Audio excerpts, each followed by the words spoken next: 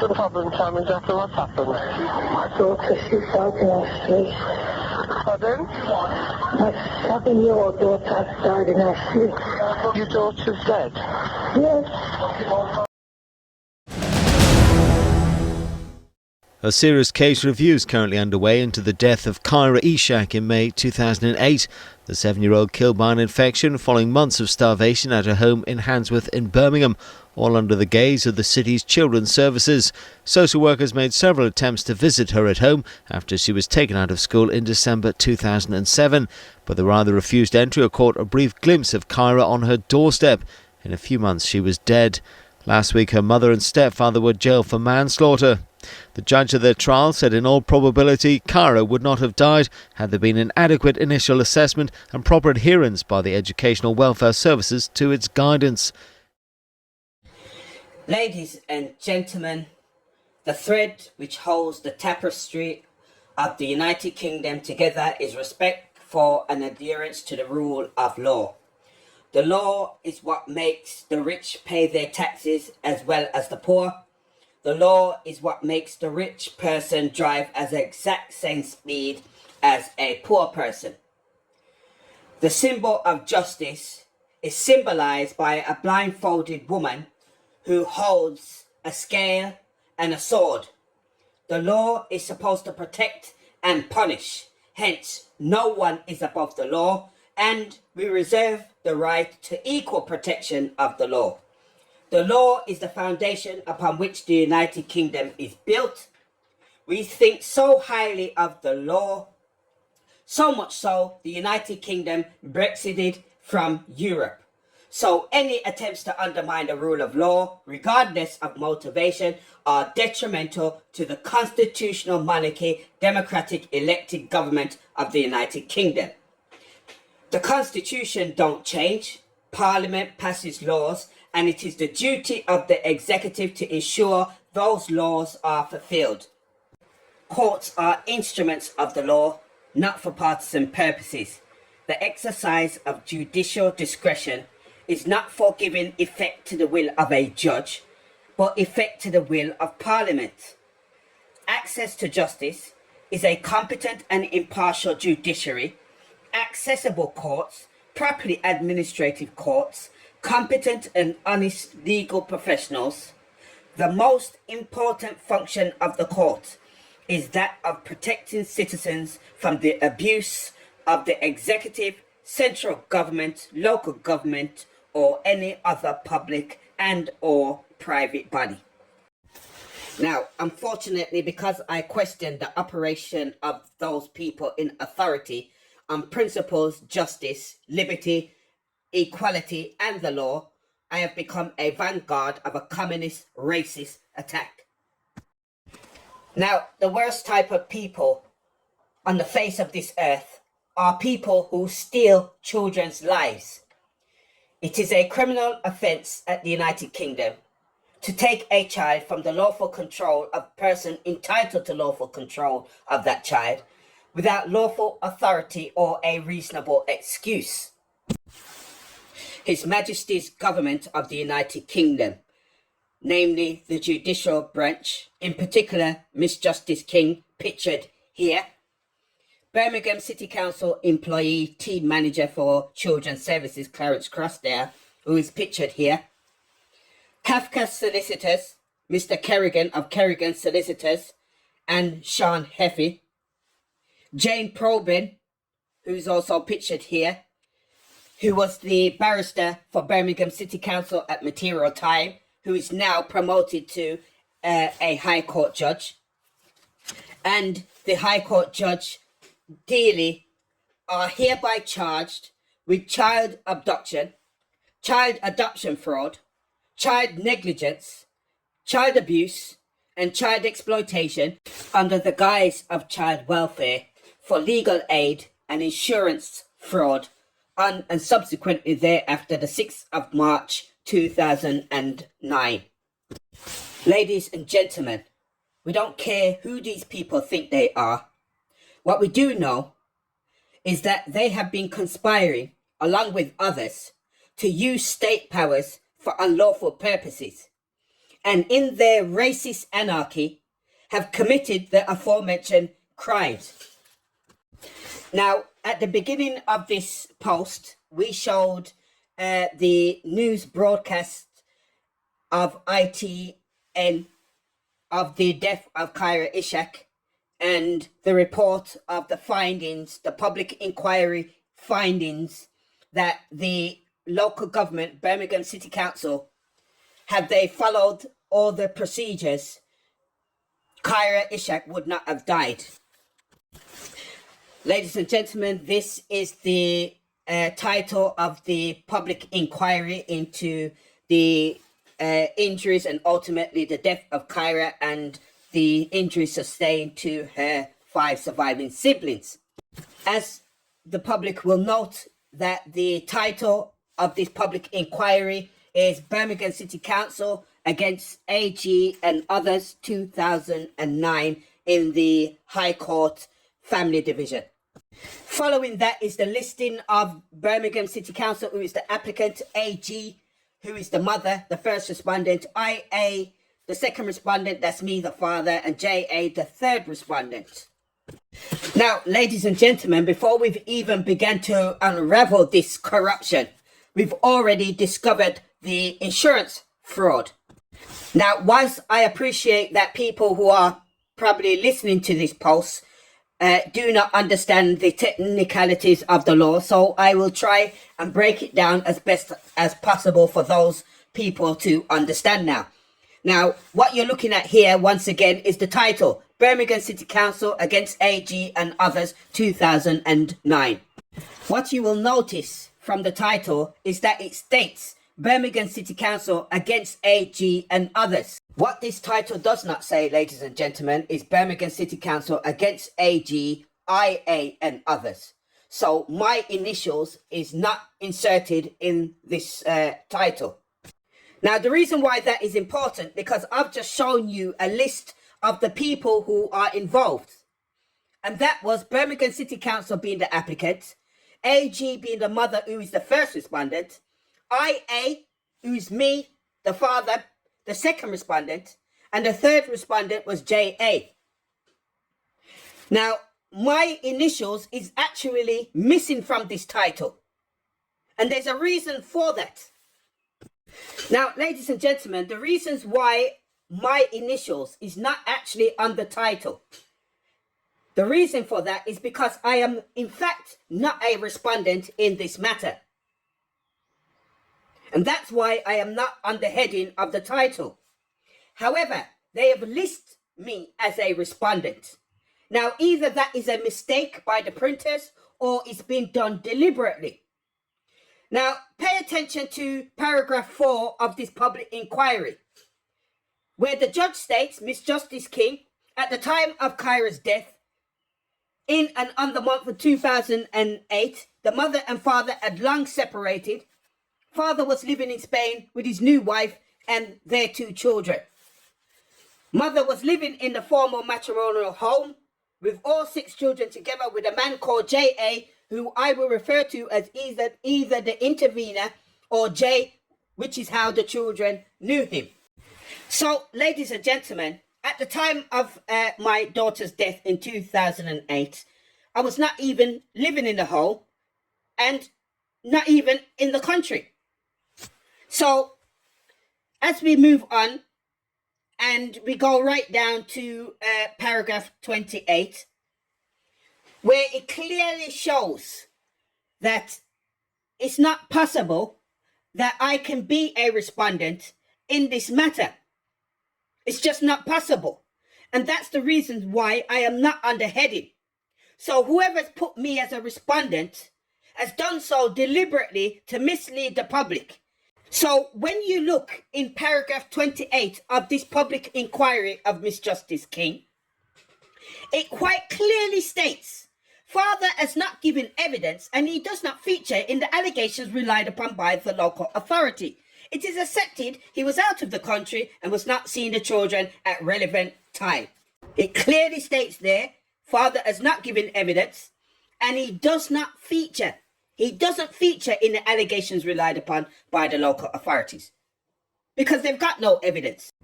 So, ladies and gentlemen, if the local government has no evidence to put before the court in respect of myself, how can I be a respondent? What am I responding to? I cannot be responding to anything because there's no evidence, no allegations that's been made against me.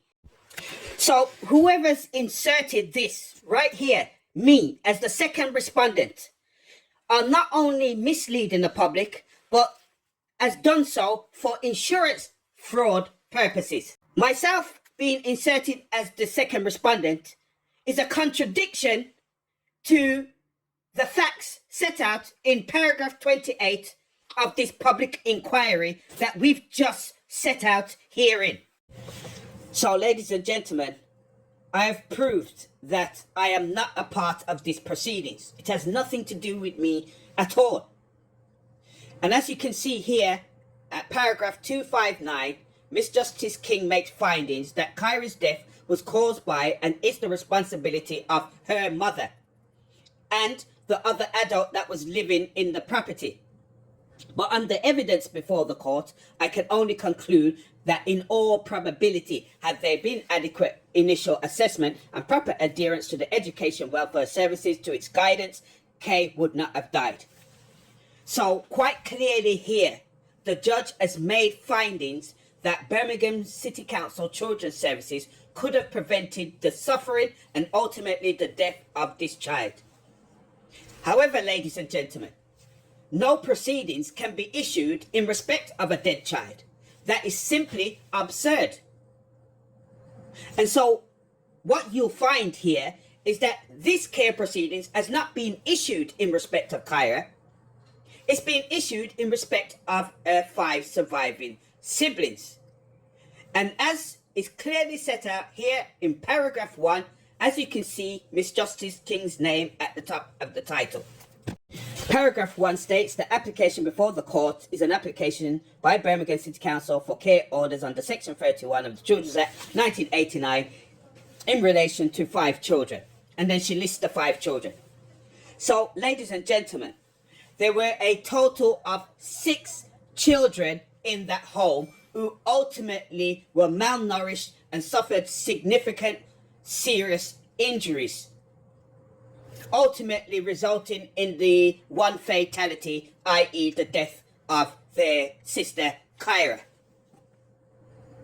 But ladies and gentlemen, the other 5 children suffered serious injuries, so much so that had the emergency services not intervened at material time, there would have been more than one death. For any avoidance of doubt, ladies and gentlemen, this document here is a document that was sent to my solicitors where it states a brief history and it lists all 5 children, and then it says mother of these children is Angela Gordon. In 2008, these children came into the attention of social services as their sister Kyra had been starved to death by their mother and partner. Ishak Abu Zaire was not in any way implicated in a harm caused to Kyra or indeed her siblings, some of whom were close to death. Now I'm going to repeat that. Ishak Abu Zaire, that is me, was not in any way implicated in the harm caused to Kyra or indeed her siblings, some of whom were close to death. So the question here is, ladies and gentlemen, as a matter of insurance fraud, is that Miss Justice King makes findings that the suffering and ultimately the death of Kyra was preventable by the local government.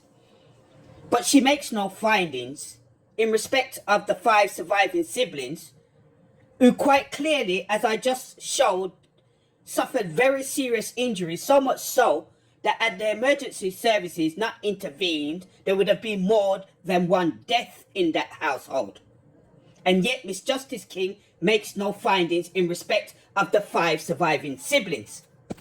Ladies and gentlemen, we read in this very public inquiry at paragraph 259, as set out clearly in black and white right here, that the judge states, in all probability, have there been adequate initial assessments and proper adherence to the education welfare services to its guidance, Kay would not have died. So the question is, ladies and gentlemen, does this not apply to the other 5 children who were also in the home? Did they not suffer significant harm? Were they not close to death also? So how is it that this applies only to Kyra and not the other 5 children? It's simply absurd. So, ladies and gentlemen, this public inquiry published online in Miss Justice King's judgment is conclusive proof of an insurance fraud. It is conclusive proof of the judiciary being interfered with by local government, where we have a dishonest judge who is practicing law from the bench, pretending independence to the adverse interests of justice and the children's welfare. And so, ladies and gentlemen, in addition to the insurance fraud, is the legal aid fraud. Now, as you can clearly see here in this document, the case number BM08CO7048. And then you can see the date, 2009 is the date which Miss Justice King hands down her judgment. So as you can see here, these are the 5 children. You can see the case number up there, BM808CO7048. Same case number.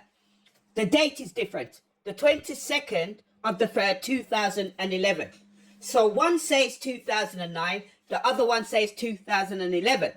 But it's the same case. Same case number, same children. So, ladies and gentlemen, these care proceedings went on since 2008 to 2011. And as I have clearly set out herein, that this proceedings has nothing to do with me at all. There is no evidence at the court. The local authorities have not made any allegations against me, and so I cannot be a part of these proceedings. However, as you can clearly see in this document, that proceedings has continued for 4 years up to 2011. It started in 2008 and it carried on to 2011. And as you can clearly see here, I am listed as a respondent. And so, ladies and gentlemen, for 4 years, there were people in a courtroom listing me as a respondent when I'm not even part of these proceedings. But they've listed me as a respondent, and there were people in the courtroom, lawyers claiming for legal aid to represent me in a proceedings that I'm not a part of. And they were claiming legal aid for 4 years, representing me in a proceedings that I am not a part of. And we have proved this in this post, that the local government has made no allegations against me, and I don't feature in their allegations, and I have not given evidence either. And you can clearly see there, Ishak Abazayer, second respondent, and the date is 2011. Kyra died in 2008. That means these proceedings were ongoing for 4 years, where there were people in a courtroom claiming legal aid for representation in a proceedings that I'm not a part of. I'm not there. On this note, ladies and gentlemen, the United Kingdom is practicing tyranny. We have a government who is interfering with the judiciary by dishonest judges who are practicing law from the bench, pretending independence to the adverse interests of justice and our children's welfare. Furthermore, are allowing unauthorized illegal proceedings, making unauthorized orders, and people has been claiming 4 years of legal aid worth thousands, if not millions of pounds in taxpayers' money. Unfortunately, what we have, ladies and gentlemen, are organised criminals embedded in our public and government services who are using their state powers for unlawful purposes.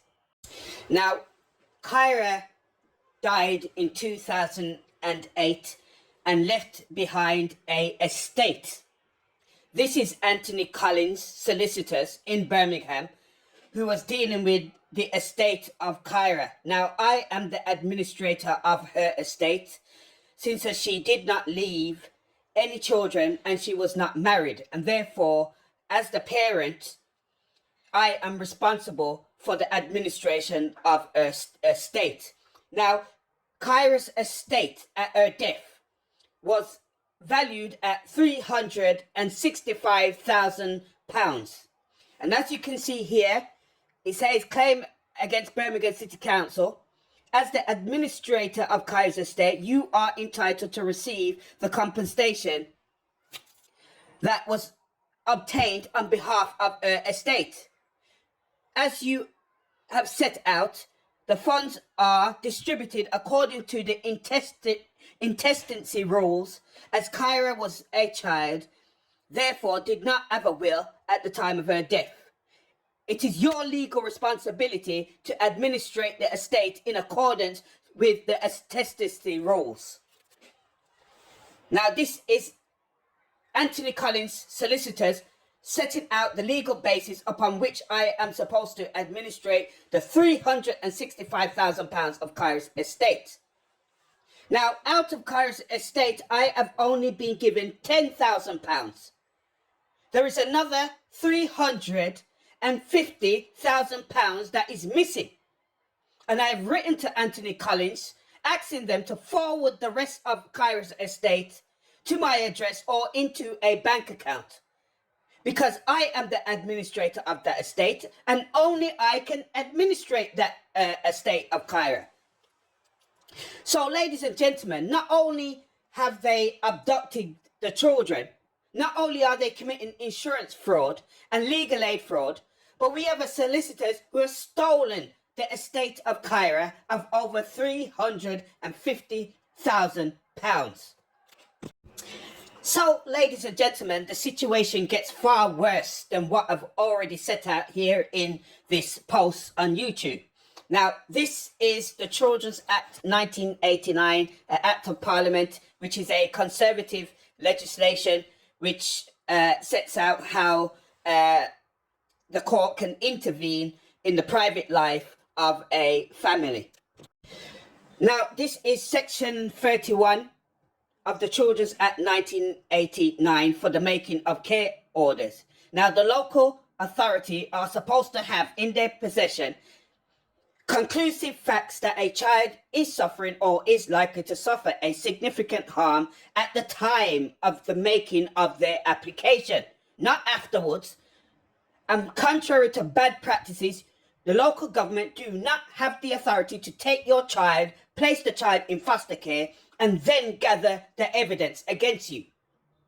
So it clearly states here at Section 31, subsection 1, on the application, that means at the time of the making of the application of any local authority, the court may make an order, A, placing the child with respect to whom the application is made in the care of the designated local authority, or B, putting him under the supervision of the designated local authority. Now, Section 31, subsection 2 states, a court may only make a care or supervision order if it is satisfied the child concerned is suffering. Now, is means actually. So the harm cannot be speculated. So it goes on to say, A, that the child is, meaning actually suffering, or is likely to suffer a harm of a significant nature. So it's not sufficient for a child just to be suffering a harm. That harm has to be noteworthy. It has to be significant.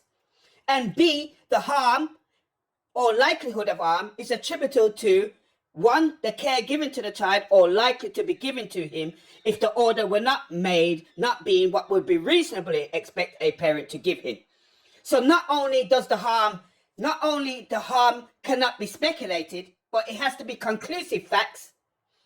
The harm has to be significant, and it has to be as a result of the parent's care. So that is absolutely clear within the Children's Act 1989. Furthermore, ladies and gentlemen, under a care order or an interim care order, the local government does not gain parental responsibility. Contrary to bad practices, local government do not gain parental responsibility.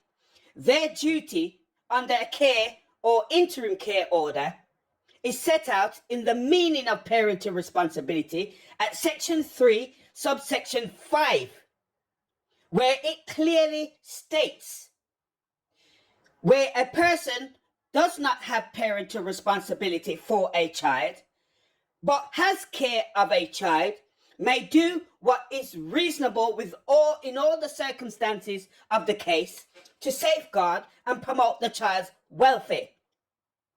So that is the context under which a care or interim care order is applied.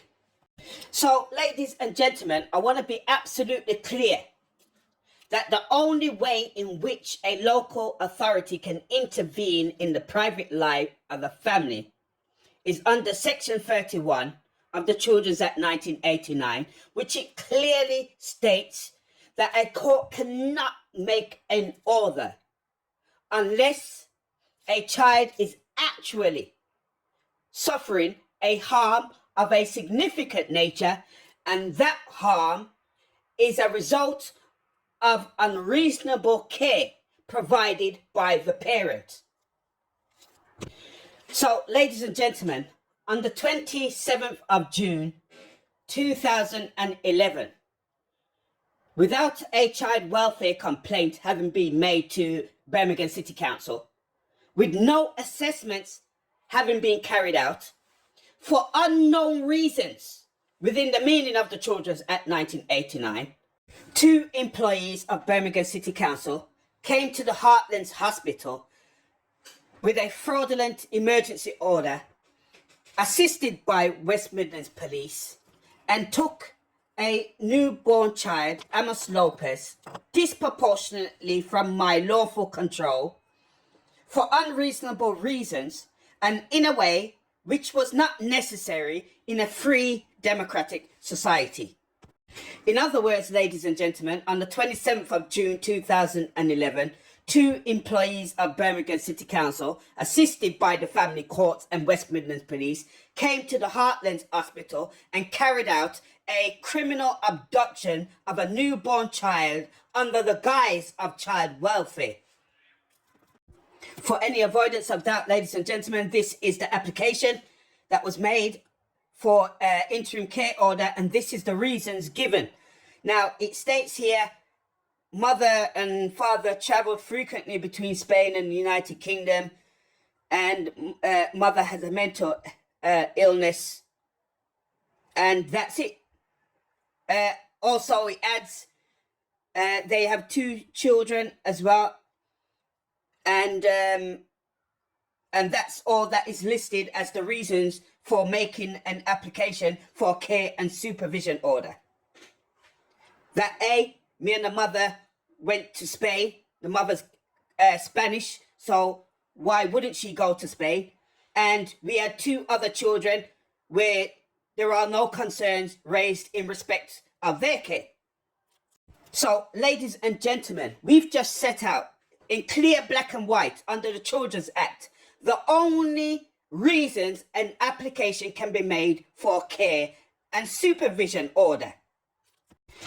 And in this application, it doesn't state any harm caused to the child.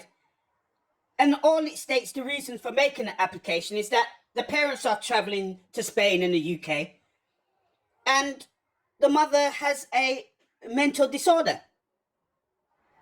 But it doesn't say what harm the child suffered, what harm the child came to, And there are 2 other children where there are no concerns raised about their care. So, ladies and gentlemen, here is Section 31 of the Children's Act. It clearly sets out that a court can only entertain that application and make a care order if a child is suffering or is likely to suffer a harm of a significant nature. This is the only way in which the public body can intervene in the private life of a family. And here it is once again. This is the application that was made, and this is the reasons that was given for making the application. Mother and father traveled to Spain, and the mother has a mental disorder. Now, where in Section 31 of the Children's Act does it authorize a court to accept an application or to make a care order where a parent has a mental disorder and they're traveling, the parents are going backwards and forwards to Spain and the UK? Parliament has not authorised the making of a care order on the basis a parent is travelling to another country or that a parent has a mental disorder. So these people who made the care order on the newborn child and placed that child up for adoption has committed a blatant criminal offence under the guise of child welfare. Now, ladies and gentlemen, the people who are involved in these children are the same people involved in the matter in respect of Kyra and her siblings. This is the reason why, if you noticed at the beginning of this post, I put the picture, the faces of these perpetrators of these crimes so that everyone can know who they are and the occupation that they're in. These are the same people. It's not different people dealing with my children. It's the same people all the time. It was Miss Justice King, Clarence Crossdale, Jane Probin, who is now a judge, Judge Dealey, and Kerrigan from Kerrigan Solicitors. These people were always involved in all of my children. So, when the matter came before Miss Justice King, now please take a look at this order that Miss Justice King made, because the child, the newborn child that was taken on the 27th of June, for no reasons whatsoever, went before the same Miss Justice King that was involved in the case in respect of Kyra. Now take a look at this order that she makes. So this is the order made by Miss Justice King. It is a interim order made in respect of the newborn child born on the 20th of June 2011. This order was made on the 13th of October 2011 before Miss Justice King, and in the order, no reasons has been given within the meaning of the Children's Act 1989 for the making of this interim order. It simply states the order is being made because the child is in the care of the mother. No other reason has been given. No harm, no risk, nothing. They've made an interim order based upon the fact that the child is with his mother. And the reason for this, ladies and gentlemen, is because there's no evidence before the court. And I appeared in person before Miss Justice King and told her that these people had removed the child and they've got no justification for doing so. And notwithstanding, knowing, Miss Justice King knowing that they had no evidence and that the child was not at risk, she still made an interim order. And for any avoidance of doubt, ladies and gentlemen, here is conclusive evidence that Miss Justice King knows that this child has not been harmed, not at risk, but yet she still makes an interim order in favour of the local government. Now take a look at Miss Justice King's judgment in respect of both my care and the mother's care of this particular child. And so, ladies and gentlemen, this is the judgment of Miss Justice King. This is a judgment of Miss Justice King. And she states here in subsection E and F, he has been the sole carer of his two children, namely Marlene and Asia, for a number of months, and he has provided them with good and appropriate care. And this is acknowledged, it stays here, acknowledged by the applicant, because this was evidence in a court proceedings. So it's acknowledged by the local authority that I provide good enough care for the child that I have just mentioned. But look at the subsection F, that he has the abilities to care for his 7 children. He has the abilities to care for his 7 children. Ladies and gentlemen, this is a judgment of a High Court senior judge who is stating on the record that I have the ability to care for all of my children. So then why is it that she has made an interim order in respect of the newborn child, placing that child in the care of the local government, when she's stating here in 2011 that I have the ability to care for all my children?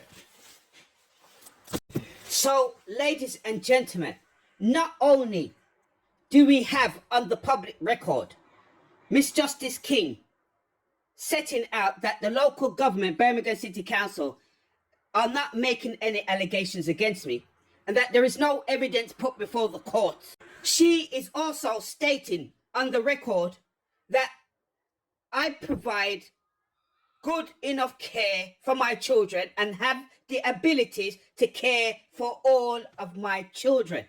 And yet I have just shown you that the same Miss Justice King has made an interim order in favour of the local government, and this child has not been seen since. So, ladies and gentlemen, not only have we written to the police making a criminal complaint, but we've told the police in person about the criminal abduction of Amos Lopez. Please take a look at the following video that we've posted on this platform earlier. Because this is getting ridiculous. Thank you. Let me finish. Let me finish. Go on. Get used to getting sick to death of seeing social service, because if you don't play I'm not frightened of these people. Don't need to be frightened. No one needs to be frightened. I've been dealing with these guys for a long time, man. Listen, my child is missing. Here's what I'm saying. I'm begging you right now. My child is missing. Do you know that? 5 months. Go and look for my child, because my child is missing. Did you call the police about that? I did. I reported it to the police, but the police don't want to do it because they don't investigate social workers. Right? When did you report it to the police? I've been reporting it from the police from the day he went missing. Right? Sorry, because Amos Lopez. He was taken without a complaint and he was taken without an assessment. My child is missing because of you people. So he's been removed by social services. Right? Okay. But what for? For what reason? What was the reason for removing my child? There was no reason. There was no assessments. There was no complaints. Should we just call it into this? Because yeah, call it a day. So there you have it, ladies and gentlemen. We've reported to the police in a criminal complaint in letter. We've gone down to the police station and we've told them personally, as you've just seen in the video that we posted earlier on this platform. And nothing has been done. So what concerns me, and what should concern the public in general, is that there are people embedded in our public services who seem to think it's okay to use state powers for unlawful purposes to the adverse interests of the child's welfare, for legal aid and insurance fraud, and for adoption fraud targets. And no one seems to think that there's anything wrong with that. And these are people who are charged with safeguarding and promoting our children's welfare, who are committing these criminal acts against our young, vulnerable children here at the United Kingdom.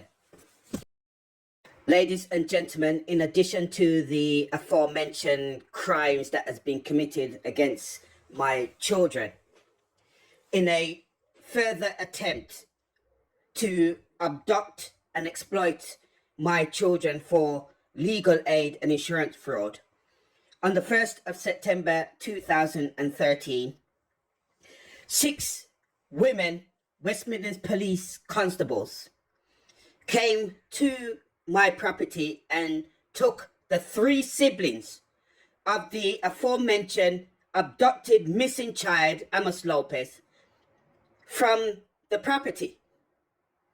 And these children were denied contact for 6 weeks and remained in foster care for 3 years. And despite that, the police have never come to court and explained the reasons why they exercised their emergency powers under the Children's Act 1989 and removed these children from my lawful control. The police has given no explanation for their actions in court. And yet these children remained in a foster care for 3 years and were denied contact for 6 weeks.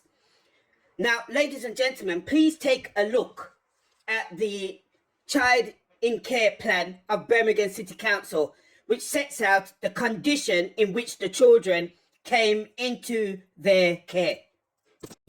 So, as you can see here, ladies and gentlemen, this is the Child in Care Young Persons Review meeting minutes, and as you can clearly see at the top, it states Birmingham City Council. So in this document, it states no concerns being raised by either care about the general health and development of the children. So no concerns are raised about the general health and development of the children.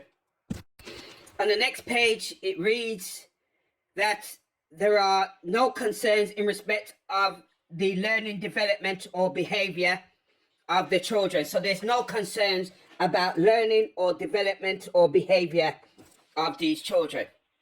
The next page, in respect of one of the child, where it states she's feminine happy child who presents as well cared for. Now this is Birmingham City Council recording this. This is not my documents. This is Birmingham City Council Children's Services. Now, following that now is the most important part, where it states there are no major concerns. There are no major concerns raised by anybody. There are no major concerns raised by anybody in respect of their emotional and behavioral development. However, it was acknowledged that separation from the parents has had an impact on the children's emotional well-being. It was acknowledged that separation from the parents has had an impact on the children's emotional well-being. This is Birmingham City Council Children's Services recording the injuries caused to the children when West Midlands Police took the children out of the home, gave them to Birmingham City Council, and the children were denied contact for 6 weeks and remained in foster care for 3 years. On the basis of what we have just presented. So, is that in accordance with the Children's Act? Is that safeguarding and promoting the children's welfare? Or is it organized criminals embedded in our public services and our government services who has been abusing, neglecting and exploiting our children for insurance and legal aid fraud? The evidence that we've just put out here is conclusive that they took these children out of a perfectly good home, denied them contact for 6 weeks, and kept them in a foster care for 3 years, whilst all the time knowing there was nothing wrong with the children's care. And the only injury that was caused as a result of their unlawful removal. So, ladies and gentlemen, these children were kept in a foster care for 3 years for no reason, injuring the children as a result of removing them from a perfectly good home and denying the children contact for 6 weeks. Now that the children are clearly suffering from those injuries, as set out in the local government's own documents, instead of remedying the child, what do these people do? In 2023, they issue care proceedings with the attempt to remove the child from my lawful control, blaming me for the circumstantial impact of those injuries the child is now suffering from. Can you believe what these people are doing in the courts? They've issued proceedings with the attempt to blame me for the circumstantial impact of the injuries that they've caused in 2013. And why, ladies and gentlemen? Because it is insurance fraud. For them to blame me for the current circumstances of this impact, this emotional impact injury that the children are clearly suffering from. It's an attempt to prevent me from bringing a legitimate claim against West Midlands Police and Birmingham City Council. That is the reason why they're currently in the courtroom attempting to blame me for the child's current behavior. Okay, so ladies and gentlemen, this is the order made by Judge Clayton in the family courts, Birmingham, Bull Street. So you see there top the name of the judge sitting in private, which is just another word for COVID, for covert operation, and it's an urgent hearing application for an interim order. Right? So that's the name of the judge, Her Honor Judge Clayton. Now, this judge has been involved with the surviving siblings of Kyra, and so she's part of the conspiracy that we have set out herein. So I don't expect this judge to act honorably in these circumstances, because this is a judge that's made unauthorized orders against my person. Now, if you look here where it states the local authority seeks an interim order in respect of the child with the plan that she remains separated from the father. The recording goes on to say that the child does not wish to see her father and remains in the care of the local authority, etc., etc. Now, none of this is a complaint made by anyone. These are the local authorities, solicitors, and the judge in court deciding the fate of a child without a single complaint or any type of disclosure made before the courts. This is just their opinion. In other words, all of this is just made up. It's just pure speculation. None of what is recorded here is anything to do with the meaning of the Children's Act 1989.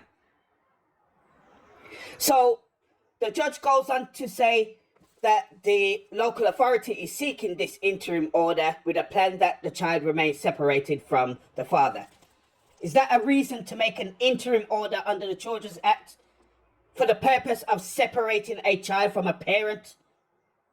We've just set out the only basis upon which a court can make an interim or care order. And what is stated here by the judge is not within the meaning of the Children's Act. The judge goes on to further record in judgment, father accepts that Asia has issues that need addressing. However, he does not accept that his issues are consequences of his parenting. So the court has been told that I accept that the child has issues, but I do not accept that it's a consequence of my parenting. And as I said earlier, that these people have injured the child for no reason whatsoever. And now they're in court seeking an order on the circumstantial impact of the injuries that they've caused with the unlawful removal in 2013. And I am right here, it is recorded in the judge's judgment that I am telling the court what has happened. And it sits out there in black and white. Father accepts the child has issues, however, does not accept that it's a consequence of his parenting. He blames the local authority for the child's difficulties, which he says is a result of her being previously removed and placed in foster care by the local authority in 2013. So the court has been told why this child is dealing with issues in 2023.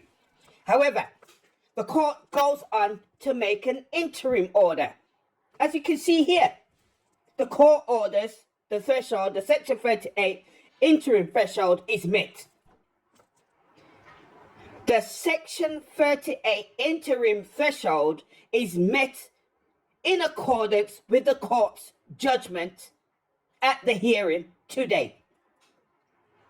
Can you believe what you're seeing? And there she is, Judge Clayton, 18th of August, 2023.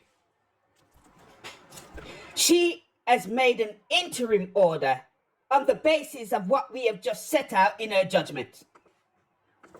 Now, ladies and gentlemen, we are going to show you the only basis upon which an interim order can be made under the Children's Act 1989. So, ladies and gentlemen, this is Section 38, the interim orders under the Children's Act 1989, where it states that subsection 1A, in a proceedings on application for a care supervision order, the proceedings is adjourned. B, or the court gives direction, the court may make an interim order or supervision order in respect of the child concerned. And it states at subsection 2, a court shall not make an interim order or interim supervision order under this section unless it is satisfied that there are reasonable grounds for believing the circumstances with respect to the child are as mentioned in Section 31(2) of this Children's Act 1989. So, in other words, ladies and gentlemen, an interim order cannot be made except in the circumstances where there are reasonable grounds to believe the basis in Section 31(2) is in fact reasonable, that there are reasonable grounds. So you cannot just make an interim order on anything you like. There has to be reasonable grounds as set out in Section 31(2). So, ladies and gentlemen, this is Section 31(2) of the Children's Act 1989, where it states a court may make a care order or supervision order if it is satisfied that the child concerned is, meaning actually, suffering a significant harm or is actually likely to suffer a significant harm, and that harm is attributed to unreasonable care provided by the parent. So when we look back at the reasons for the making of this interim order in respect of the child by Judge Clayton, you will see that there is no evidence, no facts that would authorize the court to make an interim or care order. So as you can see here, the judge is saying in their judgment, the local authority seeks an interim order in respect of the child with a plan that she remains separated from the father, and the child is saying that she doesn't want to see her father.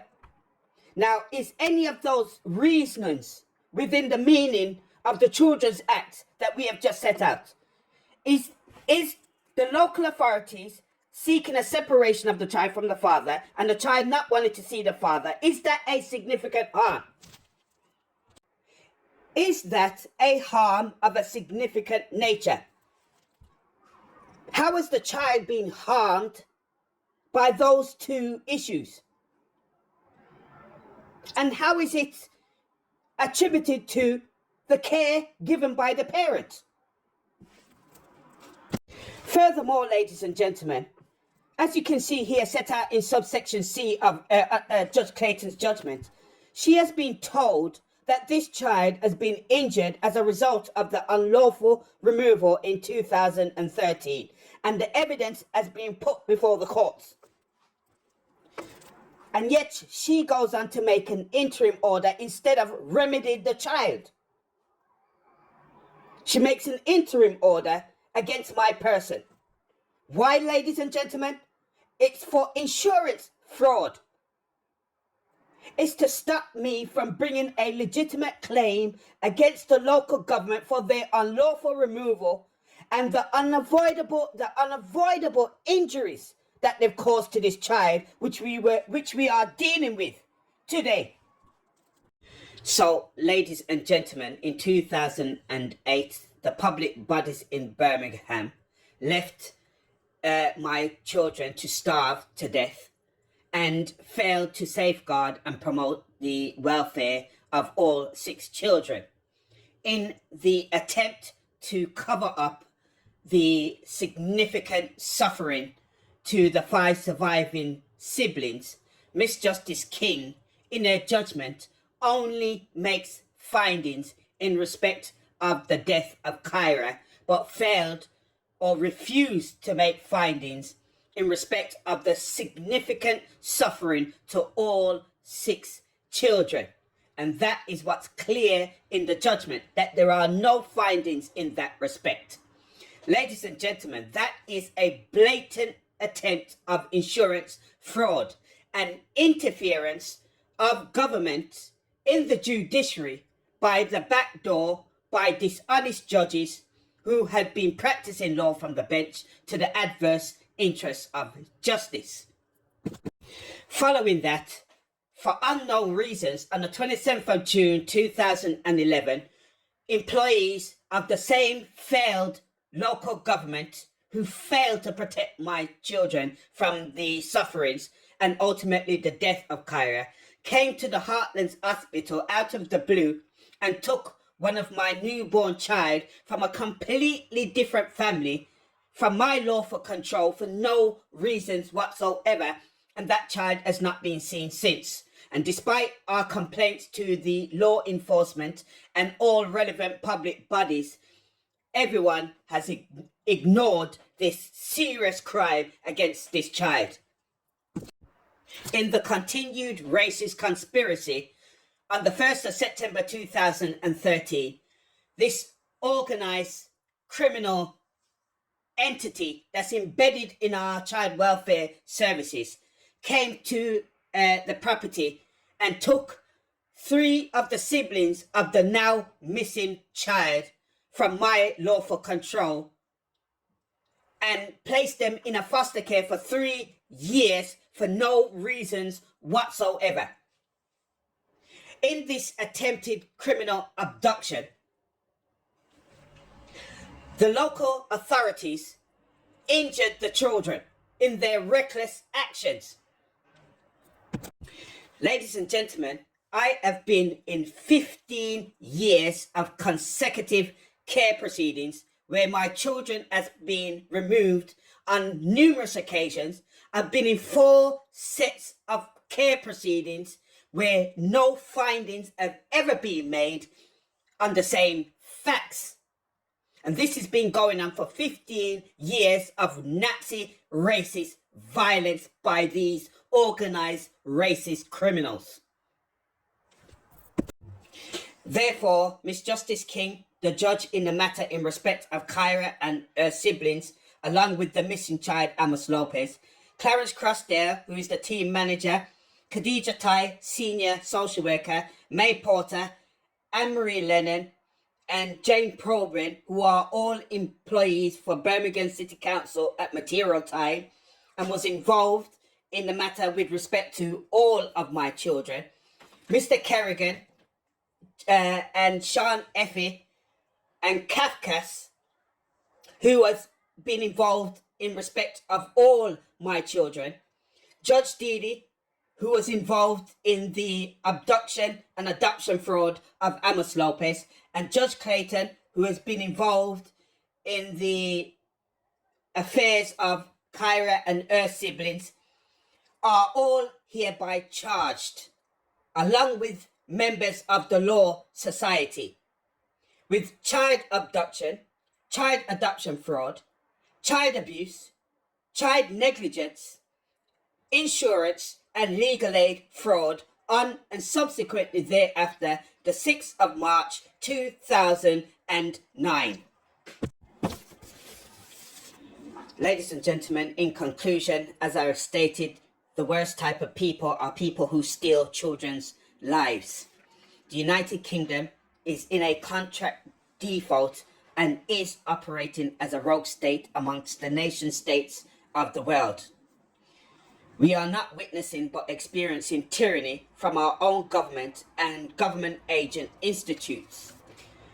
The government, local or otherwise, is interfering in the judiciary by way of dishonest judges who are pretending independence, using state delegated powers to the adverse interests of justice. In this racist anarchy, serious crimes have been allowed to prosper.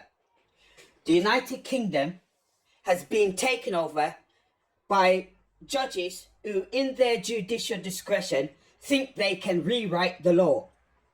The Constitution don't change. Judicial discretion is not an excuse for racist anarchy. Judicial discretion is for giving the effect to the will of Parliament and not the judge. Judges cannot make law by themselves and operate outside the constitutional fold of government. We have due process in this country. The means do not justify the ends, however good the intentions are. When the courts deny access to justice by way of dishonest judges and using civil procedure rules as a defense for breaking the law, the fruits of state corruption and the crimes of its agents against the citizens of this country are suppressed. We play with the law to our own detriment.